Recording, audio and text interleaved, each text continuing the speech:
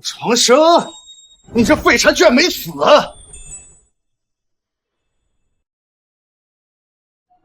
顾长生，你这废柴居然没死！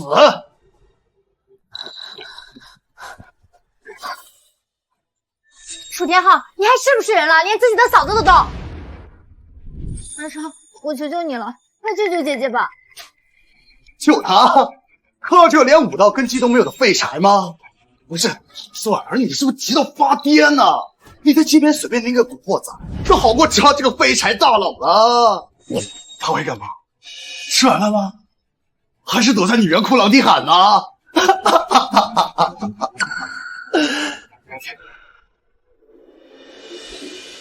师尊，果然是师尊。虽然微弱，但那星河残留的气息，我绝不会认错。楚长生，以前你爸在云州称霸武道，坐稳楚家家主之位，他在的时候，嘿，我本没安呐。现在你爸死了呀，你一个无父无母的孤儿崽子，识相的话，就乖乖的叫声浩哥听听，或者我心情好了。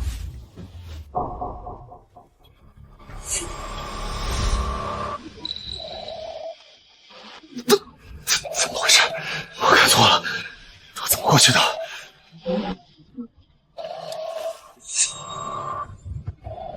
你的头还不够高。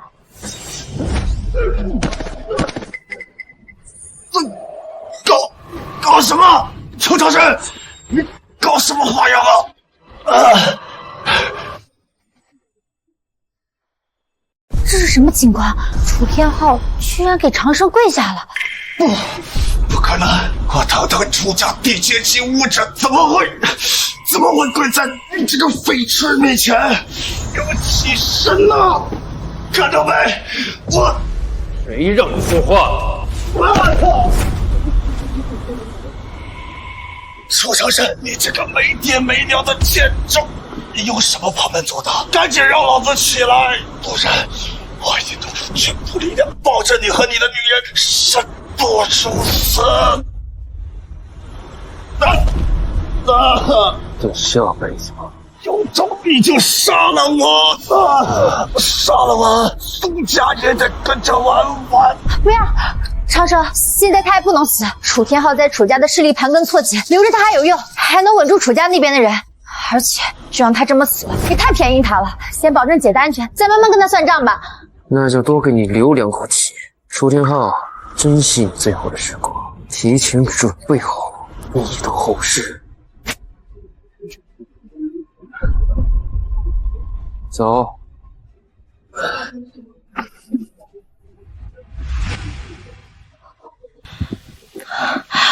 好难受，好热，好热！长生，帮帮我！麻烦了，杀人我会，可是凡俗之毒，若以魔元强行逼出，师尊岂可凡胎肉体，如何承受？若是外人，死活与我何干？可他是师尊。长生，你该不会是不知道怎么帮姐姐解毒吧？办法倒不是没有，就是需要你回避一下。啊？为什么要我回避啊？哦，长生，你该不会是想用那种方法帮我姐解毒吧？你胡说八道什么？苏沐婉她是我……等等，我在此界的身份并不是师尊的徒弟，而是师尊未婚夫。那我用那种方法给师尊解毒，应该也没问题吧？哎，你怎么说话说到一半就不说了？哎呀，你别解释了，我都知道的。我姐她本来就是你的未婚妻啊，而且我对你很满意。现在又是生死攸关的时刻，哪怕你们真的做了什么，我也不会乱说的。你放心吧，姐夫。你别解释了，那我就先出去了。姐夫，加油！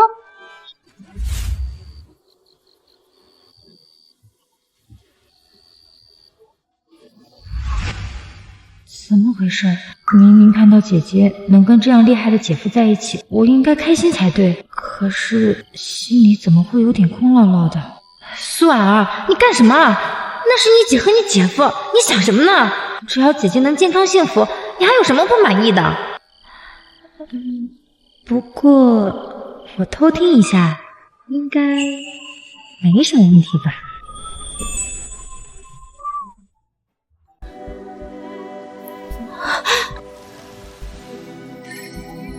好白，不对，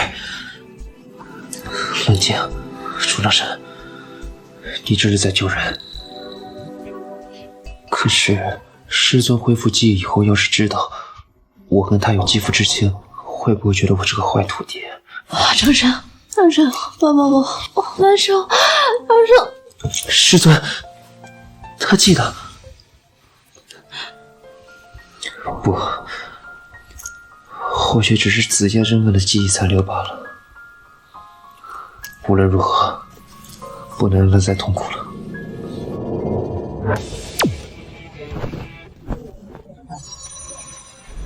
师尊，忍一下，很快就好。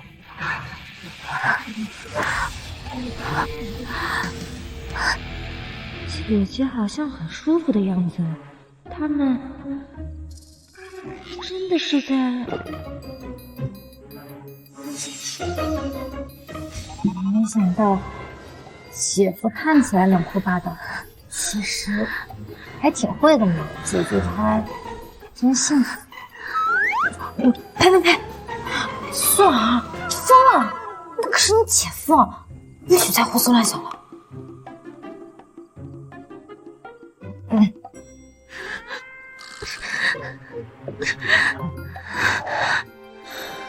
我已经用我的真元将师尊体内的毒排出，这下应该没事了。终于等到了。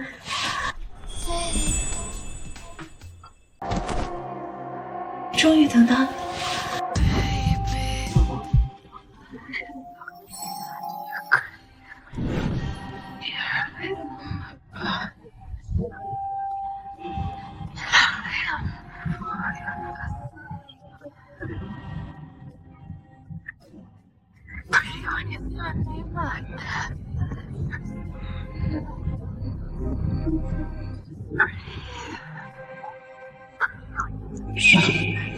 他主动吻我，难道因为方才疗伤神魂交融，让他记起了前尘往事？木婉，你刚刚为什么这么说？长生，我的未婚夫，你知道吗？从我记事起，我就一直在做一个梦，梦里一直有一个男人的身影，很模糊，看不清楚样子，但是我就是知道他对我非常非常重要。直到今天，直到刚才，我才能确定，原来我一直等的那个人就是你啊，长生。原来如此，并非恢复记忆，而是魂魄深处的执念跨越时空，化作了梦境。师尊，即便忘却所有，沦落凡尘，依然如此牵挂于我。木婉，你放心，我发誓，一定会让你彻底恢复记忆的。想起来，想起什么？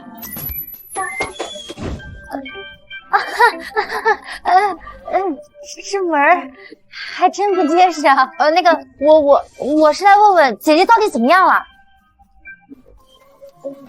婉儿，是你把长生叫来救我的？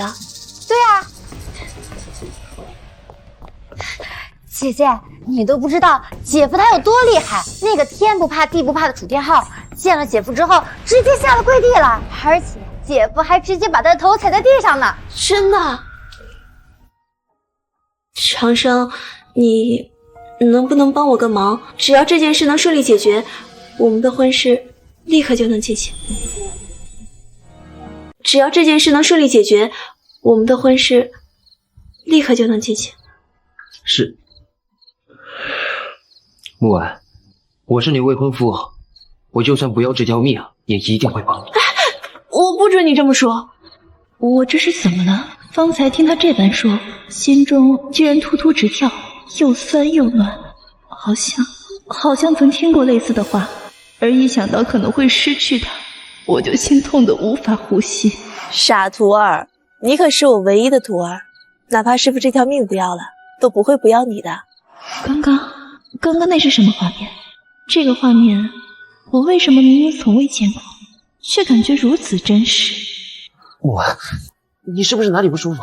我没事儿，刚才好像出现幻觉了。算了，这些都不重要。长生，这些年来，苏家的产业被外界针对的厉害，资金链断流，家中的武者也接连被偷袭重伤。或许只有楚家出面斡旋，才有解决的可能。所以你想让我劝楚家动手？姐夫他虽然厉害，但是自从他爸死了之后，姐夫在楚家的地位就……以前确实是这样，但现在的楚长生早已不是那个昔日无暇阿蒙。喂，你既想楚家出手帮忙，那我们明日便去楚家。他们若是敢说一个不字，那现在的楚家话事人就该换人了。真的，姐夫，你要是这么说的话，那我可就放心了。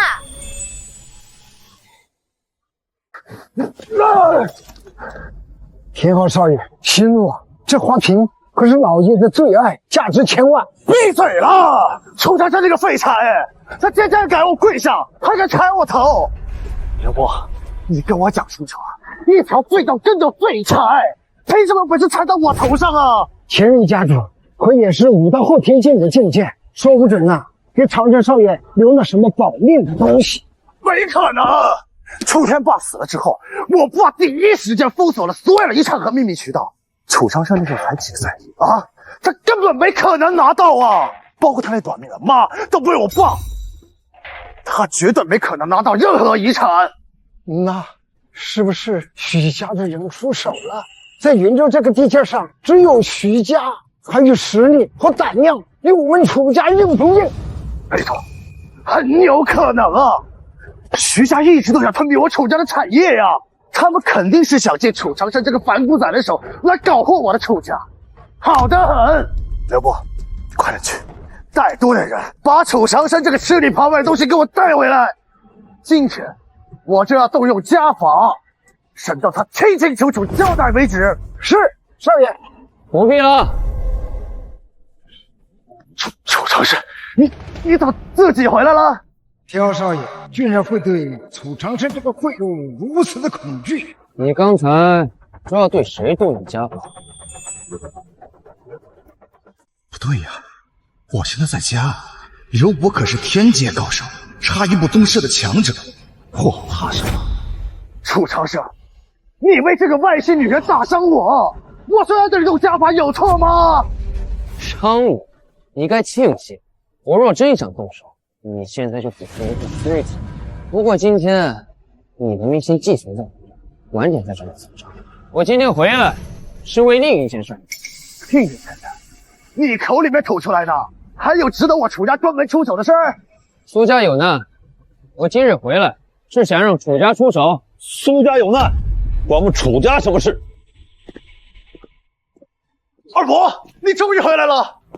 苏家大小姐苏木婉与我有婚约在，苏家和楚家自然就是一体。苏家有祸，楚家当然要出手帮忙。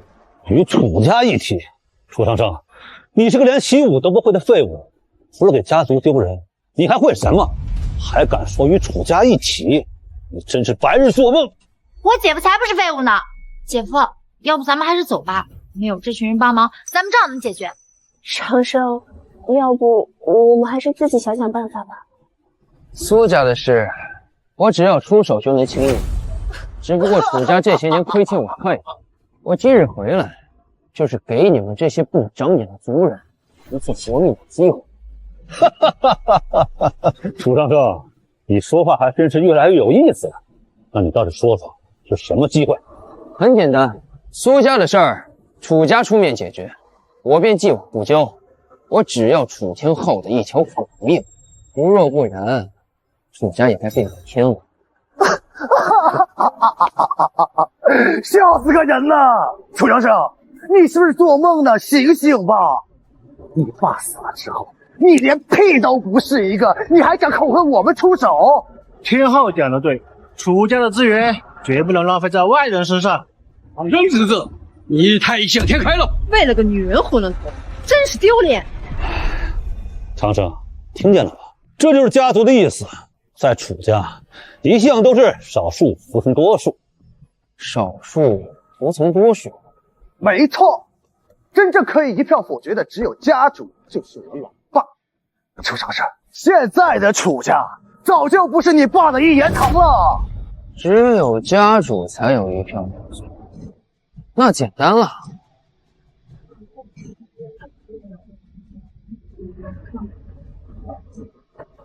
这个家主，我才做不到。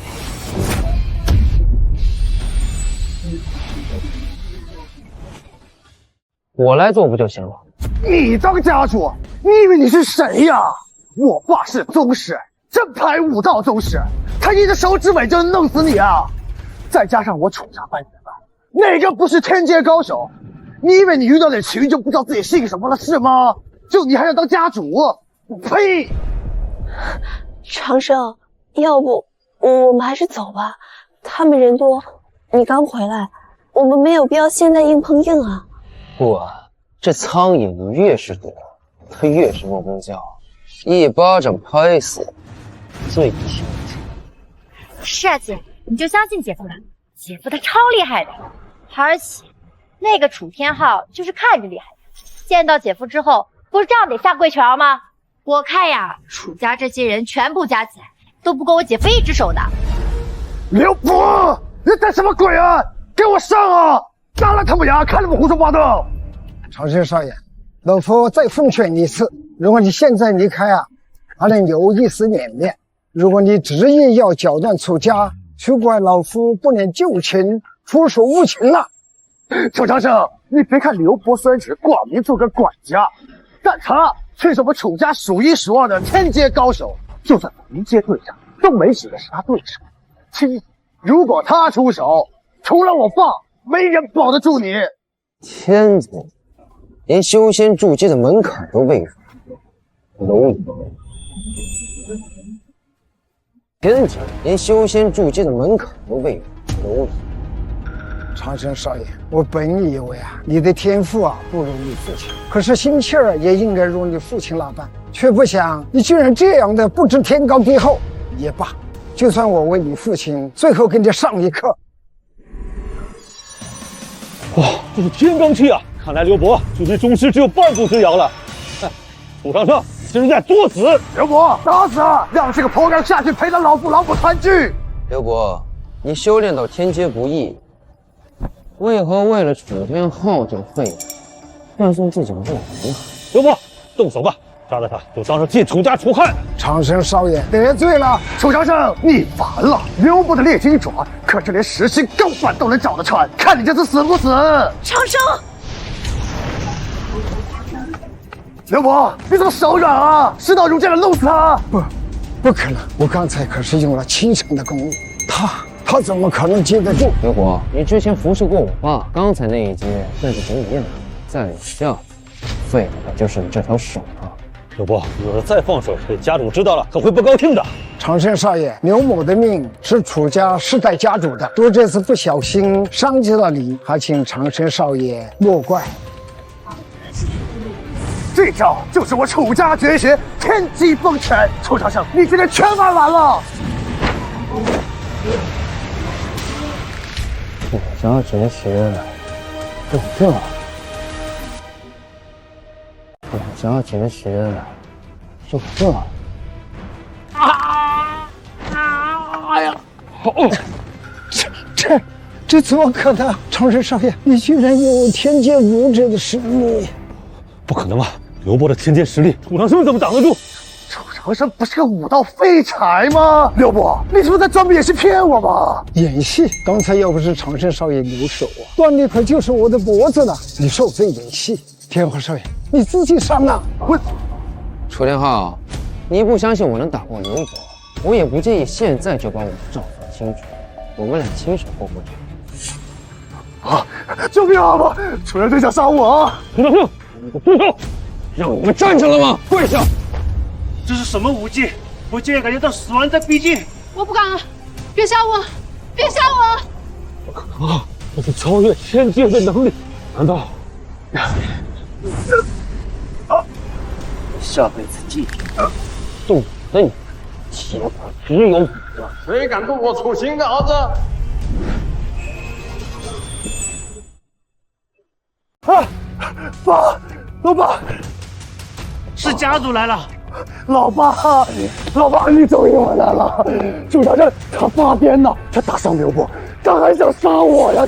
他根本当兵不存在呀！楚家主，哼，这位就是你们前任家主的长子，现任楚家最大的废物吗？怎么把你儿子吓得跟条狗一样？夫人小姐，你见笑了。滚一边去！丢人现眼！这是云州顶级武道世家慕容家的千金，有他帮忙，长生你死定了！说完了吗，楚大伯？说完了，这楚家家主的位置该给我坐的。楚长生，7年不见，你的胆肥了。回到家的第一件事就是大闹家族，打伤长辈，祸害兄弟。看来我当年不该将你继续留在楚家了。楚，事情并非如他所言，是天昊他先设计害我，长生也是为了救我才。楚家丫头，这里没你说话的份，我们楚家的事还用不着外人插嘴。小子，今天你要是不给我个交代，你就别想走出这道门。交代？你想要什么交代？是交代你儿子欺辱兄嫂，还是交代你纵子行凶，谋动我父母留下家业？放肆！你竟敢对我这样说话！姐，这就是武道宗师的威压吗？好可怕呀！没事儿，有长生在，我们不会有事的。同时口气挺大，只是这气势怎么软绵绵的？没吃饭吗？没吃饭吗？我全力释放威压，竟然对楚长生毫无影响。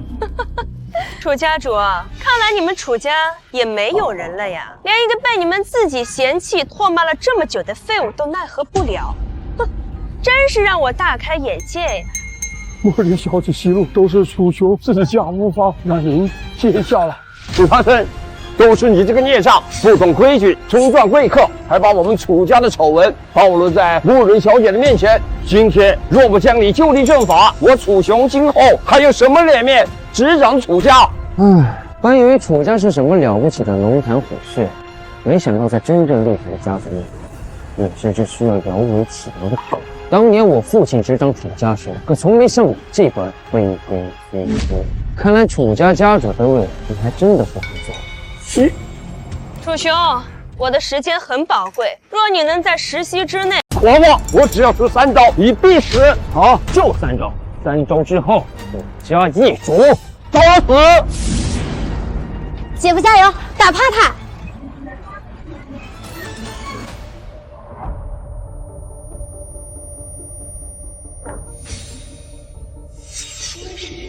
长生站在我面前的样子，会让我有一种莫名的欣慰和熟悉，好像早就见过。家主的天罡拳，这小子要完了！秀之勋怎么可能挡得住？速度太慢。不可能，我的力量怎么像打进了冰栓？力量太弱。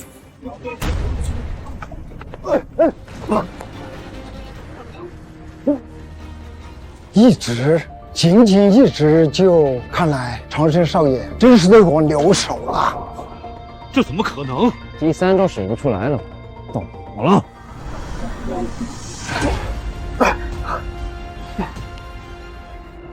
宗师楚雄居然被姐夫给秒杀了！姐夫，你也太帅了！从今以后，楚家家主由我接任，谁赞成，谁反对。慕容小姐，请您出手，帮我们楚家铲除此苗。我们楚家愿意奉上当数的家业，求您了。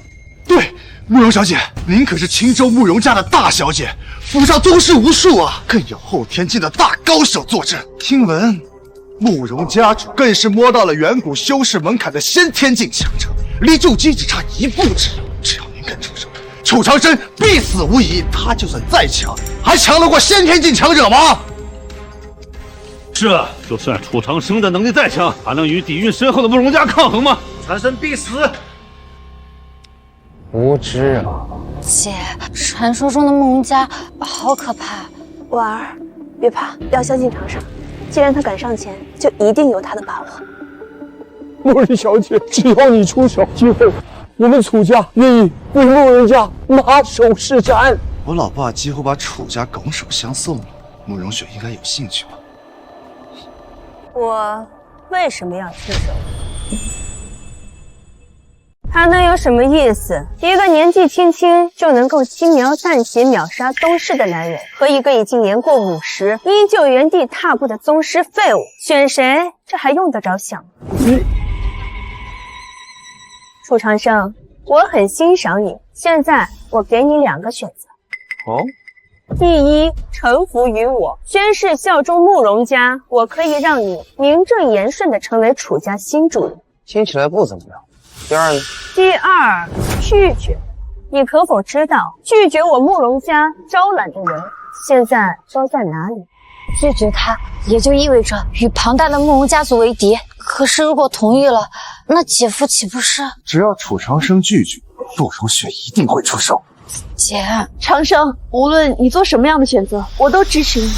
臣服、效忠，我楚长生这一生只跪天地，只敬一人。你慕容家算什么东西，也配让我臣服？姐，姐夫他竟然真的拒绝了。我就知道他不是那种轻易低头的人。你，楚长生，你就不怕我们慕容家？我话已经说得很清楚，你没资格跟我谈条件，这天下更没有人能让我臣服。刚才的话，我就当你不知，赶紧走吧。好，很好，楚长生，你果然够狂。既然你执意要死，那我就成全你。我要让你知道，这天有多高，地有多厚。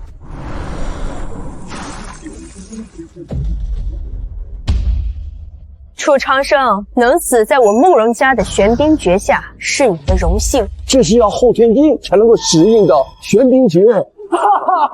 楚长生，你完了，彻底激怒慕容小姐了，你等死吧！慕容小姐，她拒绝你，打死她！楚长生，你想好待会儿怎么死了吗？你这功法挺有意思，只可惜练错了。狂妄！我慕容家的玄冰诀岂是你能评判的？看招！高手不错，你意图太明显。你为何自己寻死？不对，他的胸口好烫，这怎么可能？我苦修的玄冰真气竟如血液沸腾，纷纷瓦解。你到底对我做了什么？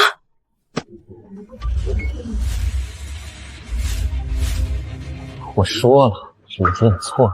玄冰非是绝情，而是在极寒中为你徒增冰。你一味追求冰封，却忘了就像现在，你外表冰冷，内里却是个烧酒。放肆！你放开我！别动，跟着我感受。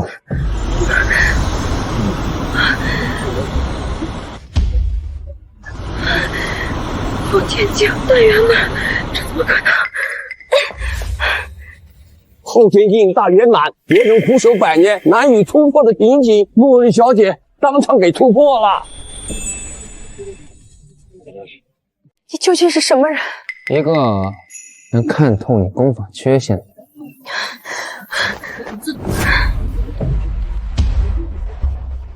慕容小姐，你这是干什么呀？都说慕容小姐被慕容家族当成宝贝捧在手心，从来不向任何人低头。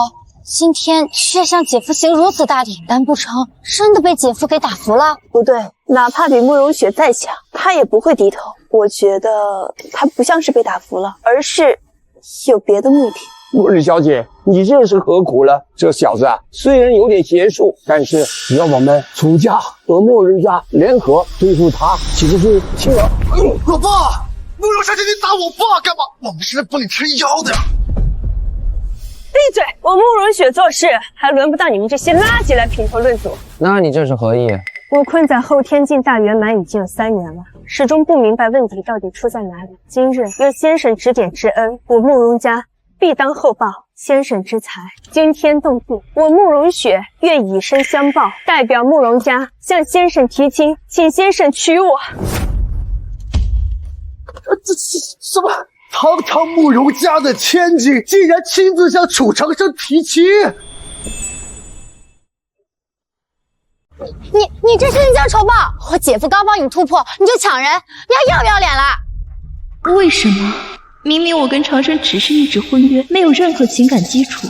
今天听到慕容雪提亲，我的心里会有如此大的失落感，就好像我要逝去的人比我自己的性命都要重要。苏小姐，请你理解，楚先生乃是乾隆，云州这片浅滩容不下他，与我慕容家联姻，才能给他更广阔的天地。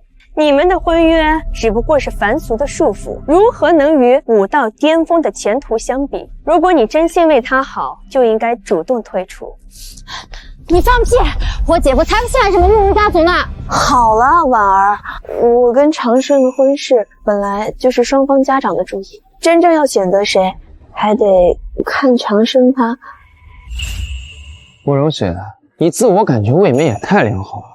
我楚长生想要什么东西，何须依靠女人，依靠家族？我的心，我的命，早就是他的了。别说是你一个小小的慕容家，哪怕是9天仙女神女下凡，也不及他在我心中的万分之一。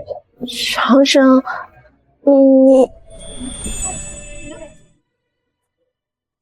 长生，你不用问我为什么，等我帮你恢复记忆，你自然就会知道我为什么这样说。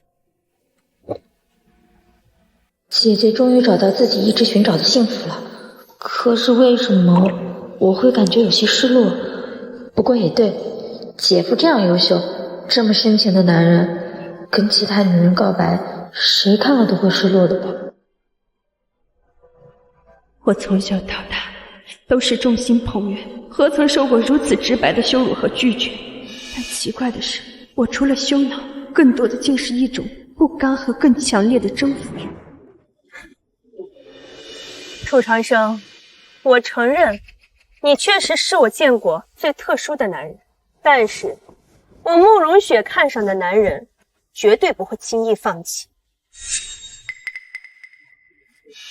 今日是我冒昧了，以后再见，我会让你看到我慕容雪以及我慕容家背后究竟能给你带来怎样的助力。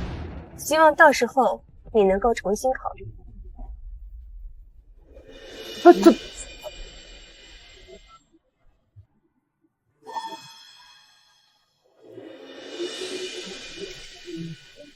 既然没有人反对，那我们就开始修理门户。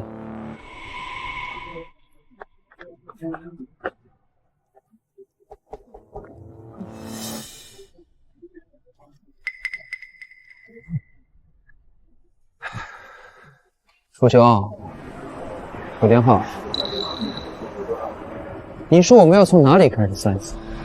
是从你们密谋谋害我双亲开始，还是从你女婿动我的女人开始？不要！刘国，老主宰，把他们拖下去，打入地牢，以家法处置。没有我的允许，任何人不能进来。是。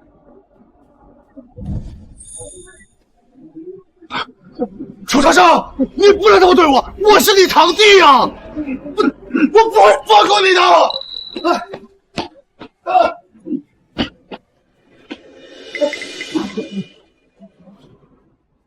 恭贺长生家主继位，楚家有救了！恭贺家主！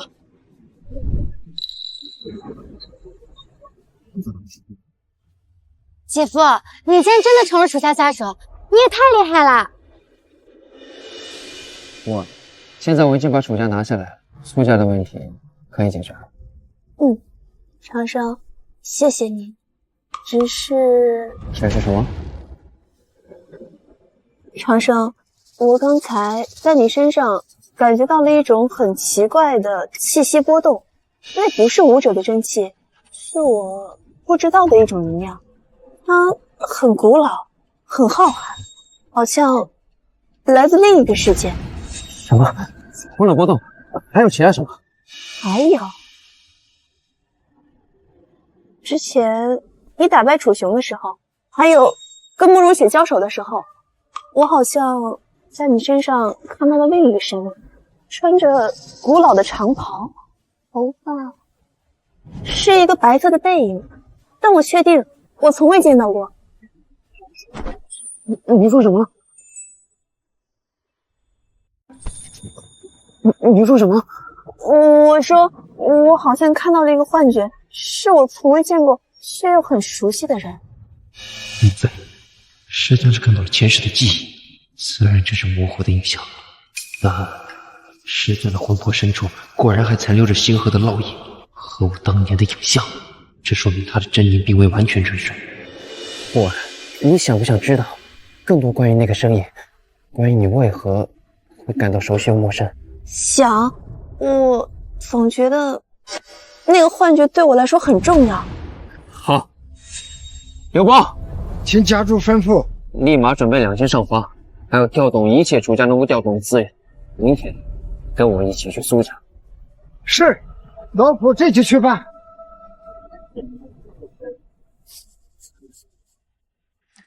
婉儿，你先去休息吧。哦，好。哎，姐夫，那你跟姐姐呢？我带你姐去修炼。修炼？什么修炼要2个人一起啊？而且还特意找个房间，姐夫还害羞，想跟我姐腻歪直说就是了。我知道了。姐姐，姐夫，那你们加油！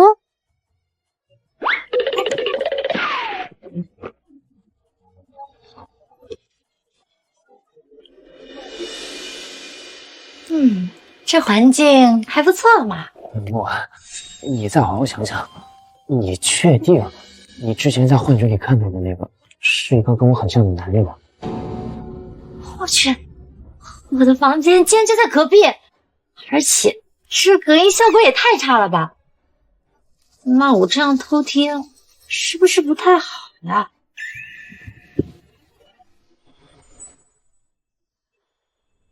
墨儿，你再好好想想，你确定你之前在幻觉里看到的是一个跟我很像的男人吗？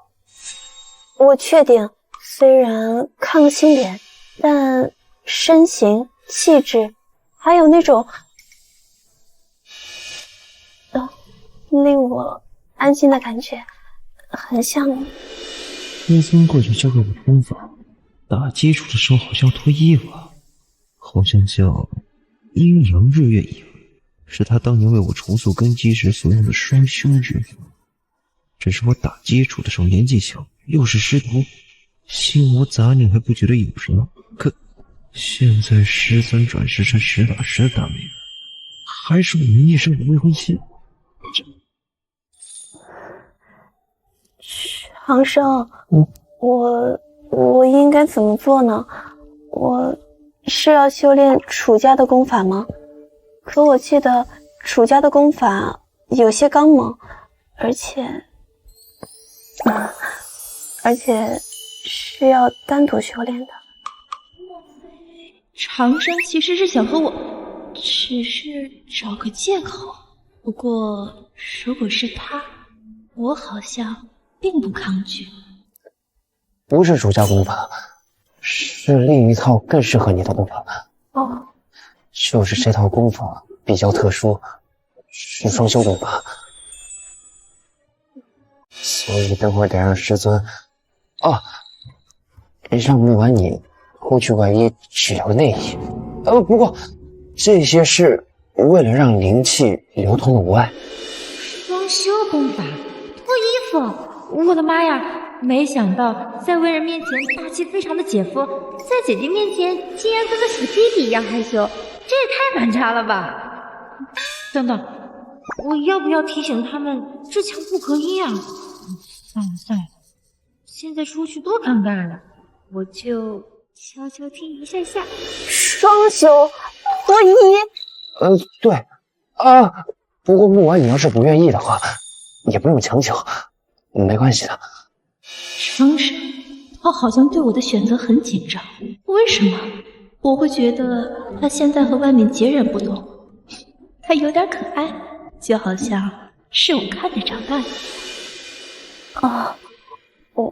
我知道了，那我要去洗个澡吗？我刚刚在外面闪了一些灰尘。好，浴室在那边。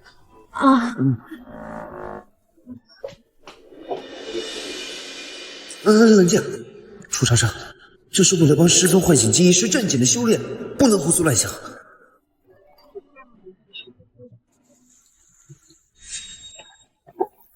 洗澡了，然后呢？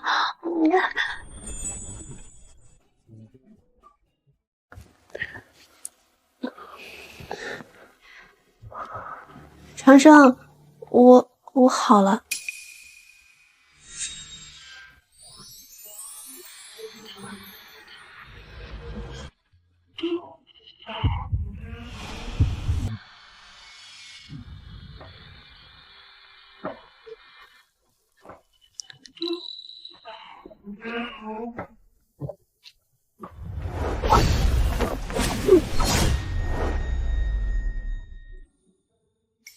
师尊，前世今生都是这般令人不敢直视的。长生，怎么了？没什么。你先把这浴巾，不，你先坐下。对，坐床上。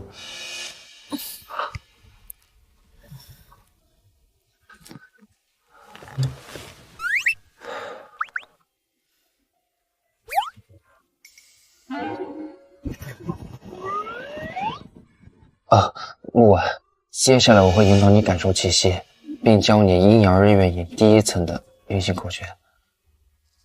期间我会用手指点在你的穴位上，感觉可能会有些异样，你别怕。我不怕。那我开始了。开始了。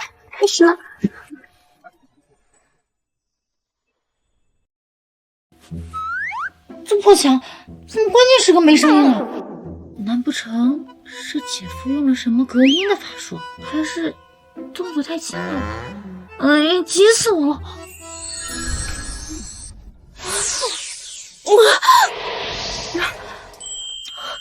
师尊的皮肤好软，好滑。不对，楚长生，干什么？专注！木婉，跟随我的指引引导灵气。长生，我看到一些碎片，人，很多人，还有很多血。有效果，继续。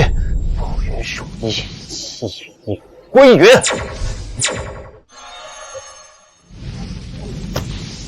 师尊体内蕴含的灵气已达临界，只要冲破最后一步，突破凡人桎梏，就能踏入筑基门槛，与神魂建立链接。长生，快走！星河，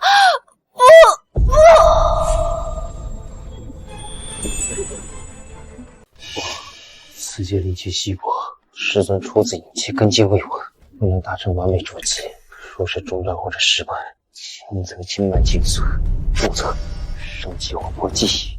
我怎么听到姐姐痛苦的声音了？难不成是修炼出了什么问题？得罪了师尊。姐夫，你们不好意思啊，那个我什么都没看到，你继续。婉儿，你等等，我正好有事儿。姐夫，那你说。木婉筑基在即，但此界灵气枯竭，寻常方法难以控制，需蕴含精纯灵气之物辅助。你可知这云州地界哪里有四通天台地方？灵气宝贝啊！我想起来了，徐家云州的徐家有个祖传的宝贝，据说跟几百年前灵气还没枯竭的修行者有关。我爹之前跟徐家老爷子喝酒的时候，我听他们吹嘘过，好像叫什么养魂玉还是聚灵珠来着，我不记得了。不过那个可是徐家的命根子，他们怎么可言是了？又是徐家养魂聚灵之宝，若真有就你修持一股，或许残留一丝本源灵气，拿到它必能助师尊稳固筑基，甚至自己把神魂深处星河烙印，唤醒前世记忆。此时机场，今日已晚，木婉需要休息很多。婉儿你也早点睡吧，明天我们回苏家。姐夫，那姐姐就交给你了。师尊，你很快就能恢复记忆了，这次换我来护你周全。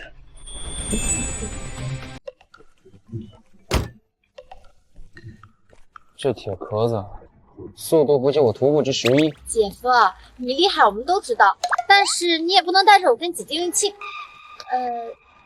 用飞的吧，那多引人注目。长生，我们先进去吧。你们两个这人到哪鬼混去了？电话不接，信息不回的，知不知道我们苏家现在什么情况？都火烧眉毛了，还信在外面鬼混？大伯，我们没有去鬼混，我们是去请能解决苏家困难的人了。他个毛都没长齐的后生仔，他能顶什么用？还不快给我们滚进去！家里来了贵客，别给我丢人现眼了。长生，我大伯他就这样，性子急，说话直，你可别放在心上。既是你的家人，我不会随意出手，但他们若敢欺你辱你，我也不介意教教他们该怎么做人。哎呦，木婉啊，你可算是回来了，快过来，快过来！伯母啊，给你介绍一下，这位是徐少，徐天林，徐家未来的掌舵人，年轻有为，一表人才呀！来，大伯母，你什么意思呀？徐家跟楚家向来不对付，云州谁人不知？你把他请过来做什么呀？我姐夫他可是楚家……闭嘴！你个小丫头懂什么？还楚家？楚家现在自身难保，哼，还能指望他们什么？我们苏家等了这么久，黄花菜都凉了。要不是我和你大伯拖着老脸，好不容易跟徐少谈妥条件，我们苏家早就垮了。木婉啊，徐少说了，只要你啊肯答应联姻，嫁过去，徐家立马注资，帮你爸，帮我们苏家解决一切麻烦。这可是千载难逢的好机会啊！伯母啊，别动气。木婉小姐和婉儿妹妹也是为了家族着想，可以理解。木婉小姐，既然回来了，我们不如好好谈谈联姻的具体细节。放心，我们徐家绝对不会亏待你。再给我，苏家眼前的困境立刻烟消云散。对不起，徐少，我已经有未婚夫了，这是我父母生前给我定下的婚事，我不会违背，也不想违背，请你谅解。我来了，苏家以后就不会有事。徐天林，你很滚啊！滚！楚长生，你以为这里是楚家？今天我就把话放这儿。苏家的忙只有我徐家能帮，苏木婉只有我徐天林能娶，算什么东西啊？这跟我争！楚长生，你要是真心帮木婉，你就拿出诚意来，空口白话谁不会说？徐少可是带了礼金来的。徐少，您说的那笔资金可不是支援。苏伯父，你放心，我们徐家言出必行。这是礼单，现金3亿，城东新区的项目合作书，外加3位天阶武者常驻苏家保驾护航。楚大少，你呢？你能拿出什么？不会是你那不值钱的狗命吧？天哪！3亿啊！还有天阶武者，我的天哪！哇，你可看清楚了，这才是实实在在的依靠啊！大伯母，我不想要这些东西，我想嫁给长生，不是因为他有多少实力，而且不是因为实力，没有实力，你嫁给他干什么？苏木婉，你可给我听清楚了，只要你一天是苏家的人，你就得为了苏家的未来牺牲。你跟了徐少，只会越来越好。至于这个楚长生，空手而来，连个像样的聘礼都拿不出来，有什么资格娶我们苏家的闺女？聘礼？就这点垃圾也配叫聘礼？垃圾！楚长生，你狂什么？有本事你也拿出！我楚家出的聘礼会是你徐家的10倍。楚家聘礼？楚家现在谁认呢？就是空口无凭，除非楚家现在就来人，否则木婉必须嫁给徐少。楚家2爷楚长生携聘礼向苏家提亲。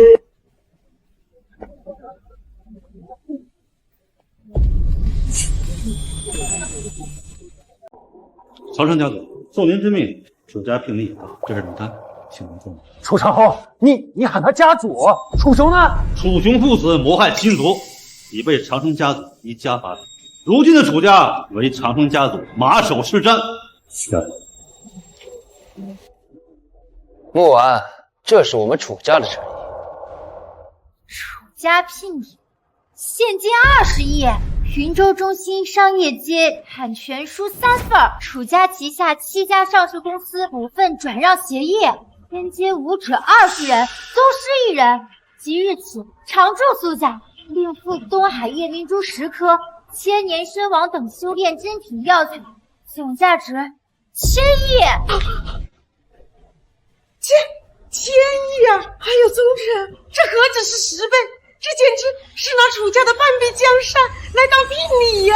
楚长生，你疯了！楚家的半壁江山，你拿出来提亲？半壁江山，错，木婉想要，别说是我楚家的半壁江山了，就是你徐家，我也可以拿给他。好啊，好一个楚家半壁江山！楚长生，你以为这样就能唬住我？我徐天林30岁成就宗师，乃云州100年第一天才，一个靠歪门邪道上位的废物，也配跟我比？姐，你看他像一个炸了毛的公鸡，还宗师，好厉害哟！哎，姐，你猜他要是在姐夫手里能撑过几招？怕是半招都嫌多。又是个不知天高地厚来找死的东西。找死！我看是你们楚家在虚张声势，给我死来！我强了真气，这一招我寻常的宗师应接。太弱！不可能！你怎么可能？就是啊，你这宗师比楚雄可差远了。宙斯竟然被一招击退了！长生这么强的实力，日后楚家那是云州第一呀！楚长生，老子得不到的，你也别想得到！姐姐小心！我怎么动不了了？少了一群想动他的人。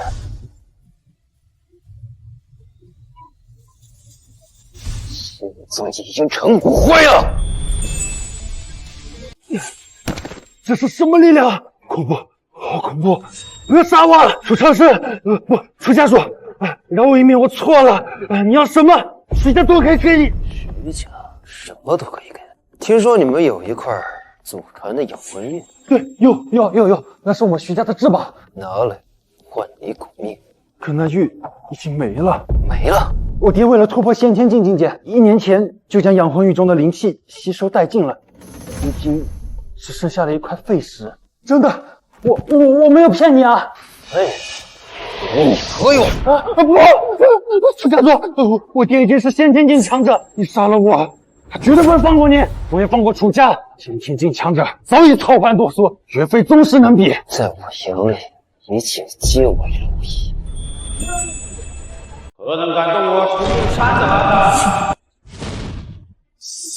先天境，徐家家主徐正山竟真的突破了。姐，这不是传说中触摸远古修士门槛的境界吗？那姐夫他长生，他一定有办法。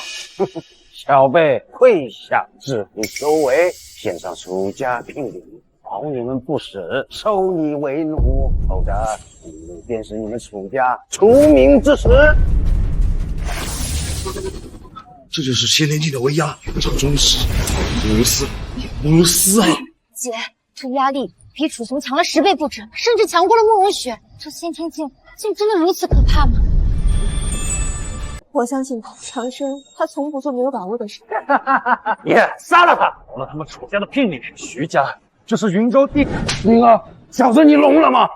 先天之境，你非凡人，你的力量比孩童嬉戏无益，应该在我面前送我灵儿。先天之界超脱凡人，谁告诉你我的力量就只是凡人的？谁又告诉你超脱凡人？你还嘴硬！本是不见棺材不掉泪，既然如此，断你双腿，让你给我而谢罪。这是先天境主以自身真气引动天地微薄灵气形成的攻击，以初步具备，法术雏形。攻击不能被化解，不可能！这是什么药？你到底是谁？我是谁？你还没资格。既然你徐家魂玉已废，那就以你徐家的全部底蕴来抵罪。狂妄！方才只是我三寸之力，你真以为我怕你吗？小飞，借我全力一击，清玄镇狱指。这是徐家压箱底的绝学——清玄镇狱指，以先天境真气引动，其威力足以冻破钢铁。完了，徐家主动真格的了。长生，小心！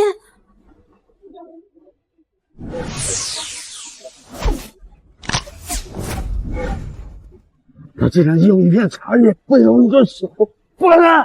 我爹是先天境强者，我爹是我爹的，怎么可能打得败我爹？姐夫他到底强到什么程度了？难不成他已经超脱了先天境，达到了传说中的修仙筑基之境？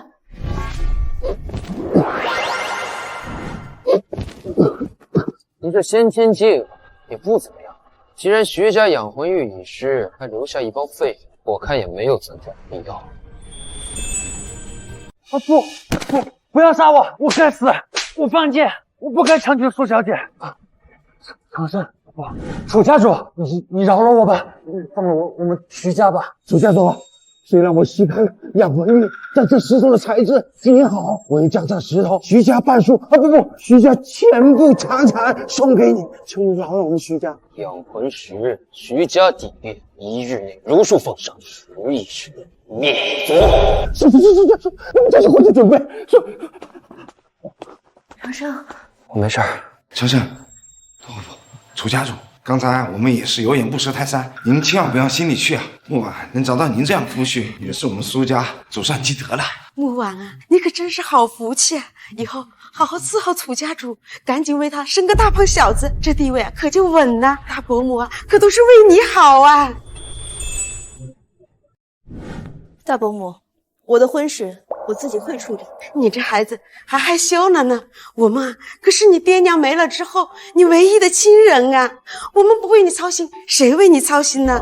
楚家主，你说是不是？以后我们就是一家人了呀！大伯母，我姐跟我姐夫的事情，他们自己会商量的。大人说话，小孩别插嘴。楚家主，您放心，我们一定帮您照顾好木婉。从今天起，我们苏家上下为您马首是瞻。说完了。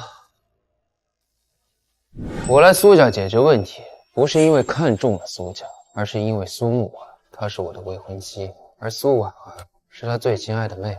父母只有一个，你们这当伯父伯母的，把木婉当作商品交易，就凭这，你们也配给她做主？看来你们是嫌命长了。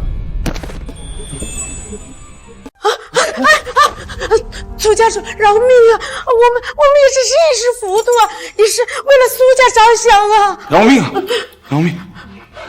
长生，算了，毕竟从今天开始，苏家话事人由木婉担任，所有的产业问题须经他解决。你们两个给我好好辅佐，若再有半点隐私，不敢了，再也不敢了。木婉，家主，我以后一定好好辅佐您。是啊，木婉，你就看在死去的大哥大嫂面上，饶了大伯母这一回吧！小姐，楚家主，徐家派人加急送来食物，说是养魂石。灵气虽失，材质尚可，群铁灵石，正好。长生，你是想用它炼气？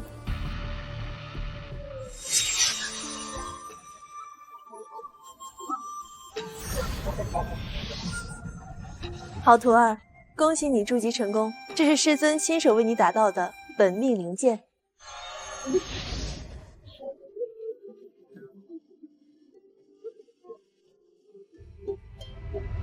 没错，我要用它给你和婉儿炼一件保命的法器。师尊，过去你为了我炼气，为我护法，这一世我来护。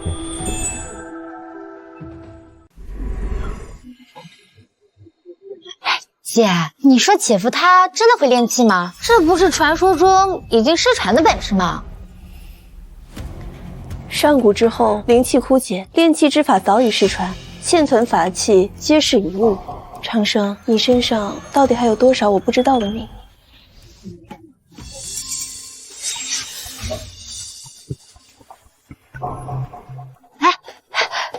姐，你没事吧？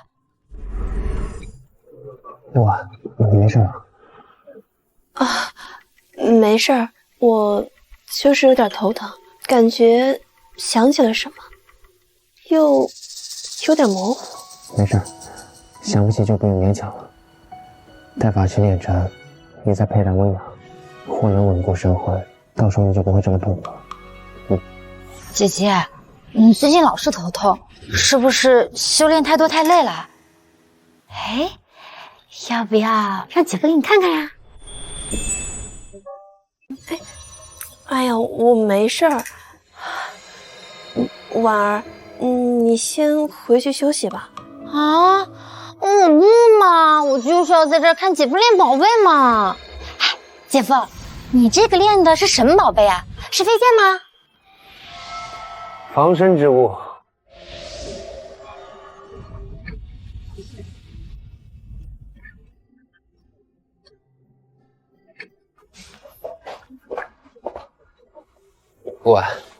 婉儿，这是我给你们炼制的法器。哇，姐夫，你这就做好了，你也太厉害了！哎，这一枚贴身佩戴，可抵挡先天技全力一击3次，筑基技全力一击1次，遇险时我会感知哦。谢谢姐夫。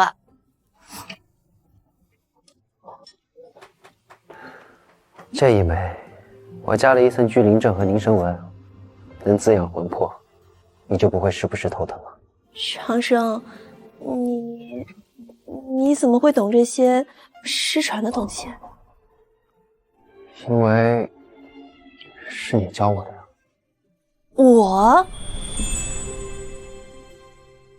我教给你的？哎呀，姐夫，你就别再逗我姐了。我跟姐姐从小一起长大，她怎么可能会这些呢？以后你们会明白的。家主，有要事禀报。说吧。家主，刚收到消息，每3年1度的灵宝大会3日后会在灵省天海城举行。今年会有一神秘人士携带一件疑似上古灵宝参加，引得各方势力震动，不少的隐士家族和古宗门都会前往。上古灵宝，喂，你可知这个什么灵宝大会？这个是3年1度，一般拍卖的就是武者修炼用的药材和奇珍，但是拍卖上古灵宝，我还是头一回听。既然如此，那就去吧。备车，前往天海城。是。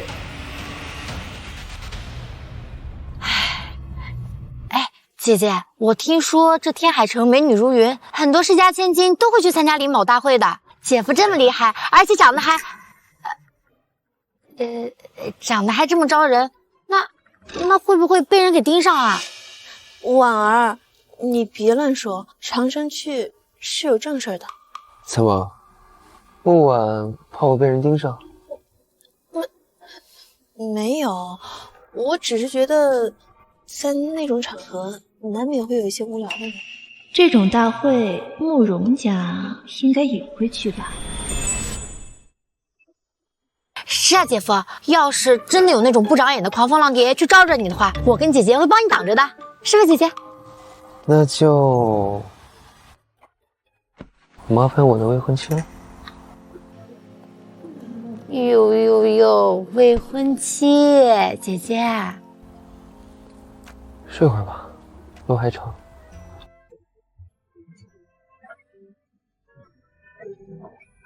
楚先生，这是您提前预定的总统套房，这是房卡。好，辛苦了。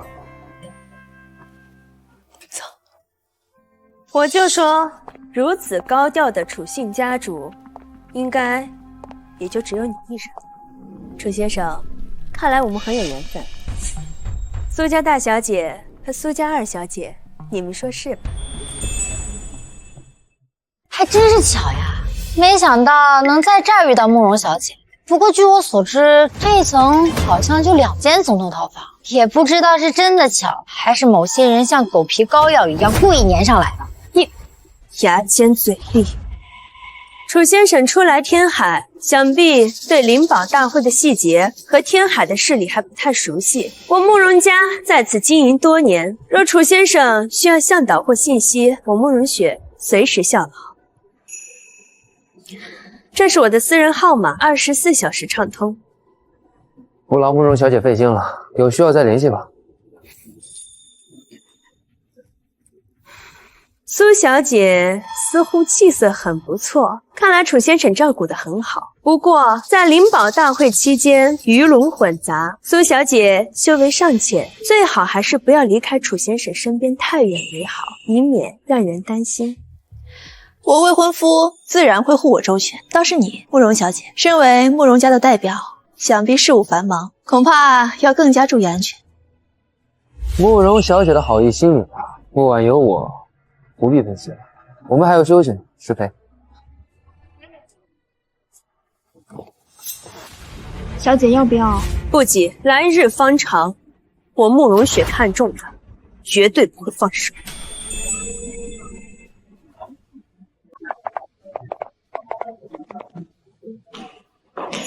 那是什么人？竟然有3位美女包围！我没看错的话，其中一位是慕容家的千金吧？她竟然也跟在这人身边。是，我还以为是谁呀？另一个咱们慕容小姐频频侧目，也不过是个名不见经传的小白脸吧？小子，左拥右抱，挺会享受啊！你说谁小白脸呢？你嘴巴给我放干净点！欧阳锋，你少来这儿沾边，给我滚！慕容小姐不是来找你的。你自我介绍一下，欧阳锋，天成欧阳家，在我的地盘，还没有人敢抢我本少夫呢。你要是识相一点，就乖乖把这2个妞给我让了，陪我好好喝上。今天这事儿就算了了，不然我让你竖着进来，横着出去，信不信？树大招风啊！谁都知道这欧阳锋是出了名的纨绔狠毒，被他盯上真是倒霉。给你3秒钟，赶紧死！我去，这小子这么狂，敢这么跟欧阳锋说话的，骨灰都找不到了，这小子完了。敬酒不吃罚酒，小子，你咒！怎么回事？我怎么动不了了？3秒到了，看来欧阳家该绝后了。楚先生，算了，灵宝大会即将开始，欧阳家在天海市里盘根错节，闹大了，恐怕会影响你竞拍。长生，他说的对，要不我们还是赶紧进去吧。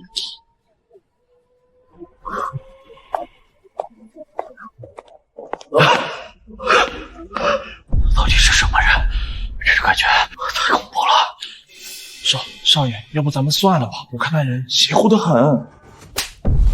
妈的，老子什么时候受过这种委屈？给我查明白，他到底是哪来的过江龙？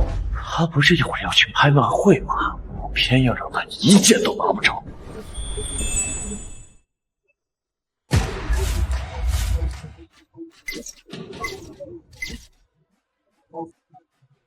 小子，敢得罪我，今天让你一件拍品都拿不走。第一件拍品百年野山参，起拍价80万。100万。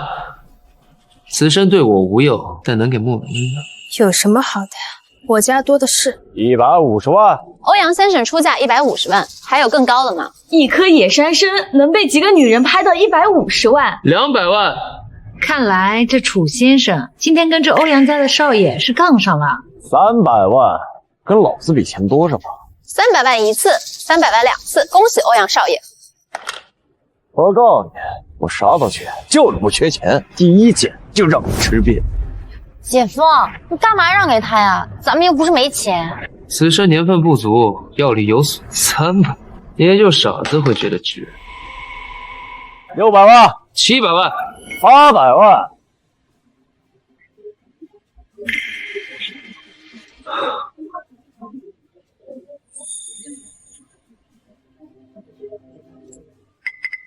500万，1000万，1200万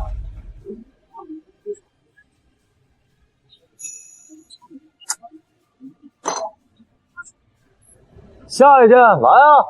少爷，少爷，他们好像在故意抬价，这个都不值这个钱啊！嫂子，行，我看你今天的是不少事。下一次无论在我手中，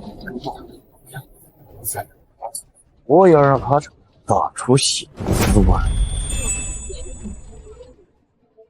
下一件唐代白玉观音一件，起拍价120万。200万，这东西不错，我势在必得。500万，600万，1000万，哥，只要你能跟这破玉像，老子就让给你。不，你看那玉像，玉质不错，修补和精致，最多长生术不好，那肯定不好。既然欧阳少爷这么喜欢这补丁观音，君子不夺人所好，让你了。这欧阳家还真是阔气，1000万买尊玉像，早知道我也带点拍品来了。妈的，小子你敢耍我！骗老子1000万就买这么个破摆件，还真是一点亏都不肯吃呢。不过我喜欢。姐夫，你真厉害，气死那个欧阳秃头！无聊事的消遣罢了，重头戏应该快来了。看来这样东西果然会把你引过来。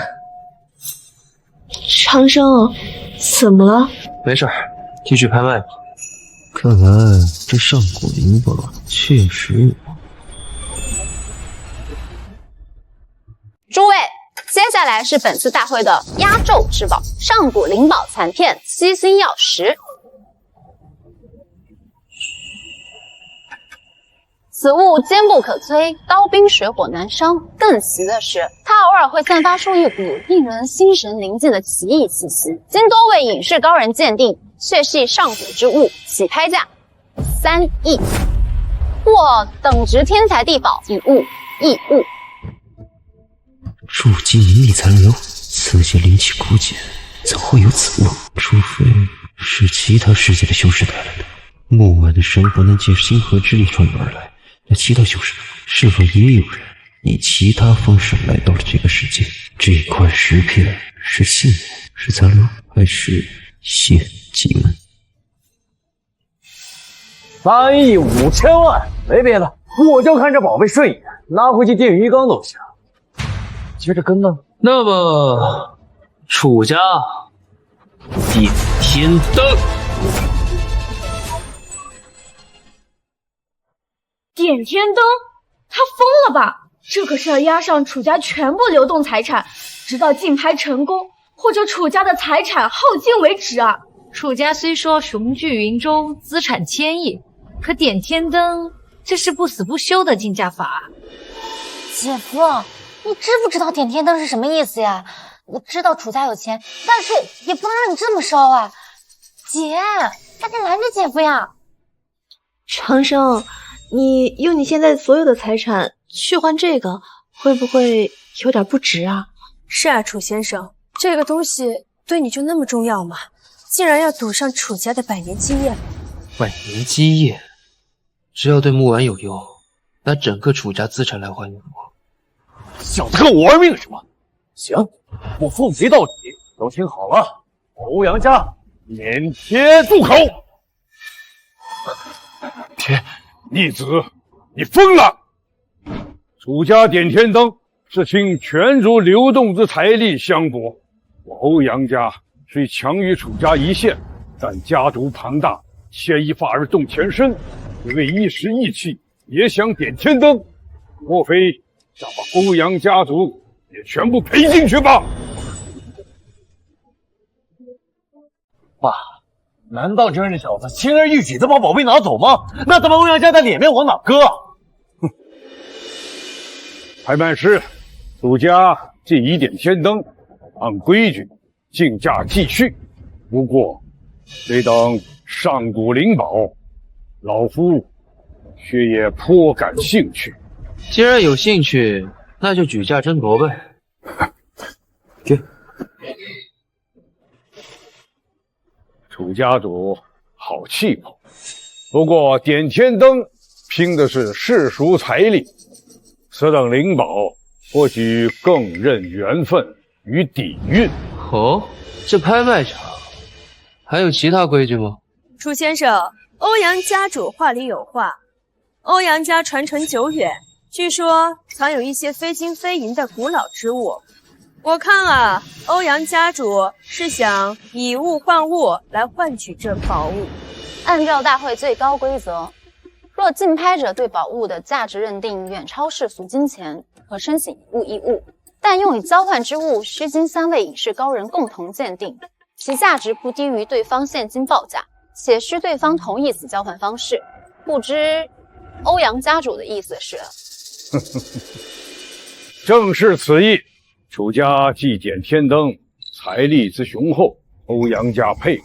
不过，此等灵宝或许更需有缘人持之。老夫愿以我欧阳家传世之宝半截清明灵剑剑尖，换取这7星曜石。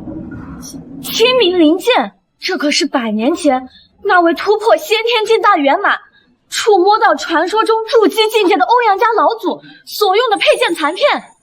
据说那残片里仍然蕴含着一丝那老祖的剑意与灵力啊！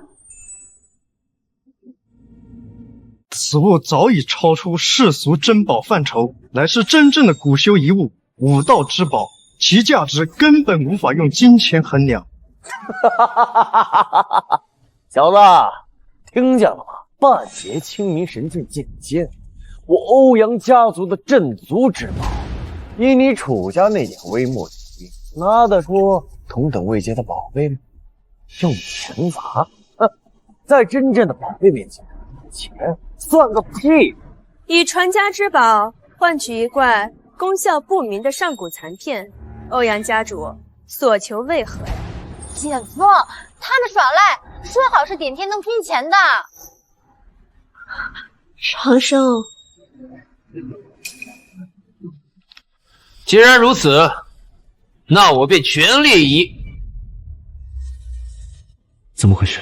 这石头上竟然有一丝邪气涌动，这并非纯正的形成灵力，其中掺杂了阴邪之物，陷阱还是封印？欧阳家主，我很好奇，这可是你们传家之宝，竟舍得拿来义物？诸位既然好奇，老夫便明说了。老夫闭关10年，已于近日触摸到传说中的筑基门槛，只差临门一脚。而这7星曜石，据可靠秘闻记载，乃上古筑基修士用于凝聚心力、稳固境界的奇物。若得此物相助，老夫有70%把握一举突破，成为当今世上唯一一位筑基期修士。若得此物相助，老夫有70%把握一举突破，成为当今世上唯一一位筑基期修士。这话是什么意思？哪里话？筑基期，那不是神话传说中的境界吗？真有人能达到？若欧阳震天真能突破，莫说天海城，整个华夏的势力格局都要重新洗牌。一个筑基修士足以镇压一族100年契约，绝对不会让欧阳震天得到此物。可是欧阳家以传家宝以物易物，谁有他们这样的魄力？筑基的诱惑太大，可灵宝若是拿在手上无法成功筑基，无论哪个家族都无法承受用传家宝交换的代价呀。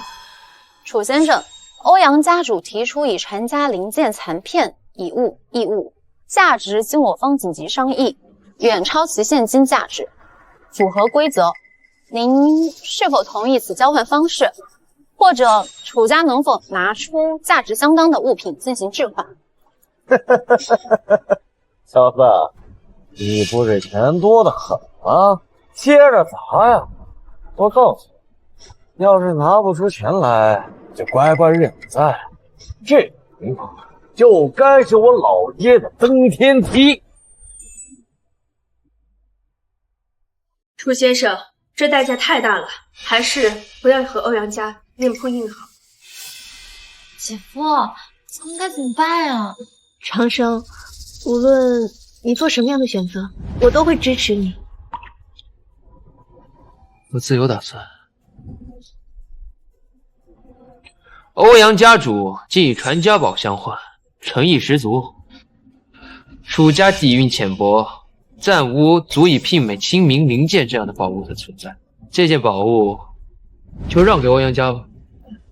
不争了。点天灯的惊天豪赌就这么轻描淡写的被放弃了。看来楚家家主也不过是虚张声势罢了。楚长生竟然会让步？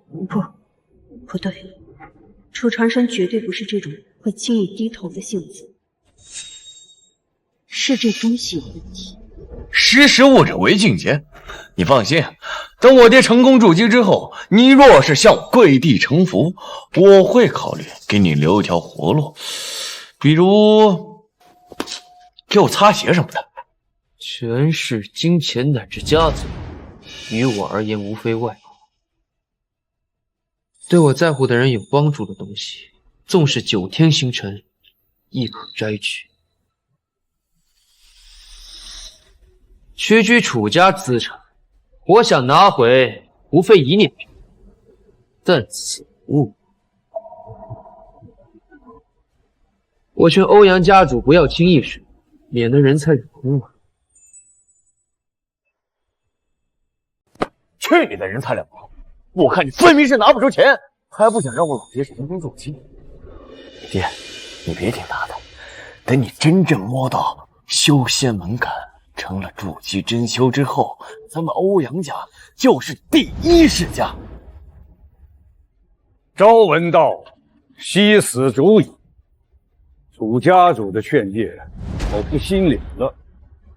但今日这筑基，老夫志在必得。既无更高出价或置换，那么这件上古灵宝吸星曜石便归欧阳家主所有。恭喜欧阳家主！爹，快试试。若是您真的成了筑基大能，就没有人再能逼看我们欧阳家。长生，这东西真有问题吗？姐，你管他们那么多做什么？这个老头就算练死了，也是因为他不听姐夫的劝，那也是自作自受。无妨，有我在，什么也伤不到你。老夫困在先天境巅峰久矣，此刻拿的这宝物，便能清晰感受到突破的契机就在我的手中。今日诸位高朋满座，就替老夫做个见证，我要借此宝之力，一级突破，踏足筑基。便借此宝之力，现场突破，踏足筑基。欧阳家主筑基非同小可，需闭关进修，此地人多眼杂，恐生变故啊！欧阳家主，三思啊！万一突破时有人心怀不轨，闭嘴！此地有我欧阳家众多高手护法，谁敢造次，也正好让某人看看什么叫做真正的底蕴。楚先生，欧阳震天若真能突破，恐怕这天海城乃至周边数省都会以欧阳家为尊。筑基，那让他试试吧。姐夫，要是这老头一会儿真的筑基成功了，会不会报复咱们呀？要不咱们还是先走吧。不必，等会儿他非但不能报复咱们，还要求我出手。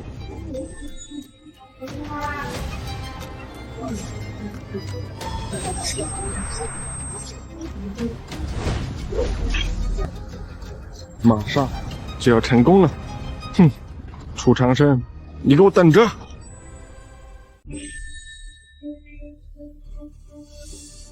好强的气息啊！这难道真的是筑基前兆？若能亲眼见证筑基诞生，此行不虚啊！看来的确跟我猜的一样，那只臭老鼠也跟来了。这股力量好生霸道，但确实是筑基契机无疑。给我破！天，成了！你要成了！我爹是当世唯一筑基强者。时机到了，分魂纪念诀。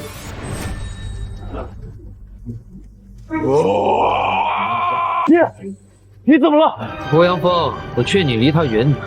给我闭嘴！这是我爸，他不可能害我。啊！这是怎么回事？楚先生，你早就知道。不错，不过现在一切都还在掌握之中。你们躲我身后。这具身体虽然有点老，还勉强能用。夺舍，传说中的夺舍，竟然真的出现了。楚长生、苏沐婉，没想到我们又见面了。楚长生、苏沐婉，没想到我们又见面了。于青在清风之剑没能把你烧干净，倒让你一缕残魂逃到了自己，还夺舍了这组皮呢。不错，就是儿子。当你让星河之力化身魔帝，杀我肉身，灭我元神。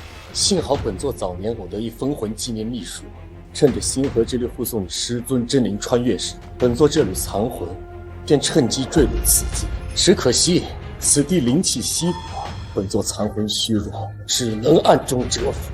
所以你便放出七星药石的消息，令欧阳震天上钩，再趁机夺舍。聪明，那10片是我以残存魂力伪造，且掺入一丝噬魂魔咒。欧阳震天这个蠢货，急于突破筑基，果然中计。如今我夺取他肉身，虽只恢复筑基初期形，但杀力足够。长生，我感觉我好像见过他，好像很久很久之前见过。见过，当然见过。如果不是他，你也不会。不要！不要！不过如今的我已经有实力保护，没人能再动分毫。哈哈哈哈！楚长生，你以为这里还是修真界？这里是地球，是末法时代。如果我没猜错，你现在拥有的也不是你自己的身体。同为筑基期，你无法动用星河。这一次，我看你怎么翻盘！交出混沌星河，我可以让你跟你师尊在这里不拉屎的地方种，否则建议再杀他一次。混沌星河那是什么？星河，姐，那是什么东西啊？我从来也没听姐夫说过呀。长生，不能，绝不能把星河交给他。当然，星河与我一体，像他这种垃圾，没资格从我这夺走。楚先生，此人已成魔物，此地不宜久留。我慕容家护卫可在门外接应。走不了，他既已现身，便不会轻易让你的。放心，他奈何不了。没错，楚长生，你以为我不知道吗？这里是末法时代，灵气枯竭，法则淬炼，你的星河本体也无法降临了，只能靠着元神附身在此界的凡人身上修炼，至多筑基，今日便是你的死期。这就是筑基修士的战斗吗？我究竟是谁？既然你有筑基修为，不对，你的力量在流失。本座知道了，你以此界凡躯强行拥有魔国，每用一分，你的身体便崩坏一分。楚长生，你撑不了多久了。那又如何？杀了一足够。大言不惭，看我这招万元噬心。星河投影，这马上不要！果然，你已到极限，给本座死来！果然，你已到极限，给本座死来！等的就是这招。你疯了！既然动用星河之力，你的身体会撑不住的。师尊，快让开！你现在这副身躯挡不住他。苏沐婉，既然你找死，那本座就成全你。师尊，不要！护身法器怎么可能？既然挡住了本座的魔剑，有人是炼制的护身符，我差点都忘了。之前说过，谁敢动他，谁死！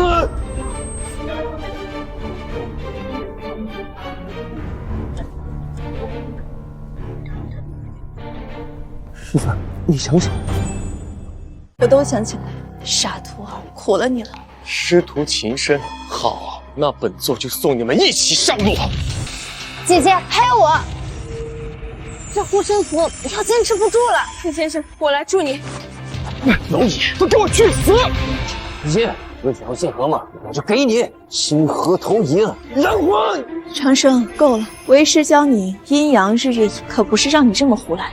师尊，徐静，你知道为何星河选择长生吗？不过是走了狗屎运罢了。因为长生身负混沌道体，与星河同源，而你夺舍他人，魂魄与身躯不合，魔元看似强横，实则根基不稳。长生，你相信师尊吗？是。那把你的魔元渡给我。不可，你此刻只是凡躯，如何上手？你忘了，阴阳日月影修的是双修功法，可以调和阴阳，转化能量。我可以用你的魔元，用星河烙印转化为纯净灵力。你要临阵突破，此些灵气枯竭，你拿什么突破筑基？长生，星河投影借我一用。好。休想！师尊，滚！长生，辛苦了。不可能，此些灵气枯竭，他怎么可能会引来如此磅礴的灵力？这灵气波动比之前欧阳震天要强上10倍不止。姐姐她要突破了。师尊，终于回来了。混沌星河虽未降临，但星河烙印已与我的神魂融为一体。此界灵力虽枯，但星河乃上古至宝，内含混沌本源，可演化万物，自然也可以演化灵力。天象异变，这是至主筑基、天道筑基的征兆，我绝不能让他成功。休想伤我师尊！星河投影，呼！长生，够了。我体内的魔气正在消失。此乃阴河日月引第7章，灵力反哺。徒儿这些年受星河淬体，魔气侵蚀星河。徐静，是时候该算一算我们的旧账。你不过筑基初期，我也是筑基期，且魔功霸道，岂是你这个刚能突破筑基的小丫头能比的？星河烙印，日月轮转。怎么可能？你用的是什么功法？为何能化解我的魔功？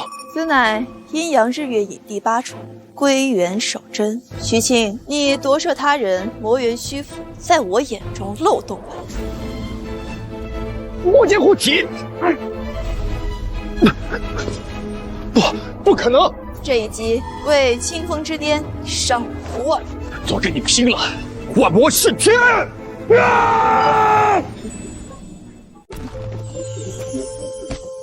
徐清，你败了。为什么？我蛰伏数月，为何会败？因为你不懂，星河泽主并非偶然。因为长生他心中有守护之道，而你心中只有贪念和杀戮。守护修仙之道，弱肉强食，何来守护？我不服，不服！师尊，没有死吧？尘归尘，土归土。徐清，希望你下一世莫再离之。2个筑基期，这个世界要变天了。师尊，我们回家吧。好，回家。婉儿，慕容小姐，此地不宜久留，我们还是先走吧。姐姐，你也太厉害了！你是我姐吗？你是仙女下凡吧？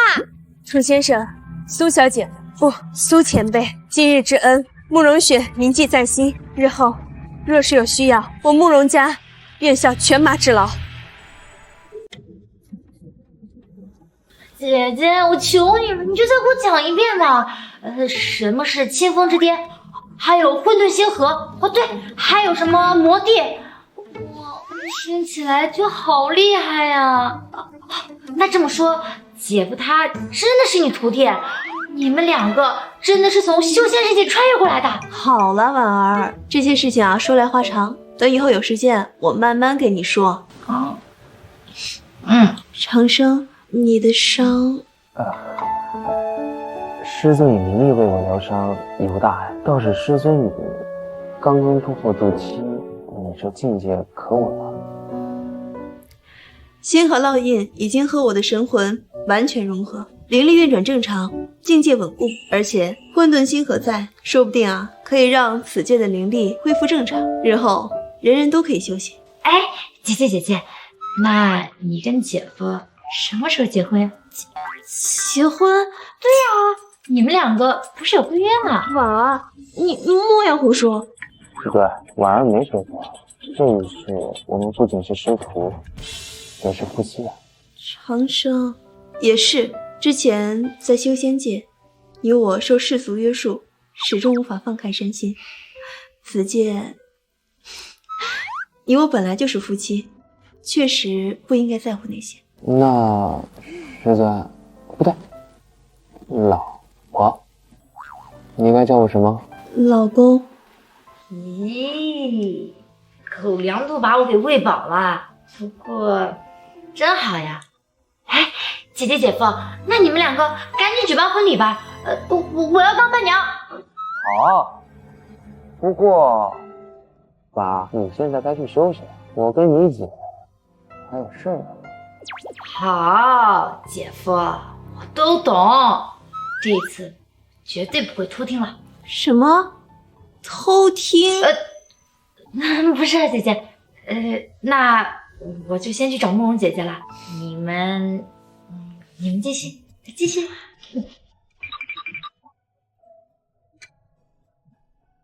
长生，既然以后我们不做师徒了，那今夜就让师尊给你上人生的最后一课吧。好，师尊，老婆。